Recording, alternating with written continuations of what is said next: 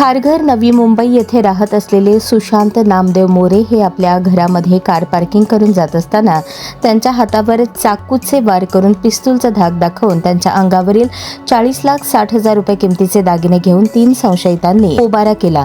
मात्र पोलीस विभागाच्या दक्षतेमुळे अवघ्या 3च दिवसात यातील 2 संशयित चोरट्यांना पकडण्यात पोलीस विभागास यश आले असून उर्वरित एकाचा शोध पोलीस विभाग घेत आहे.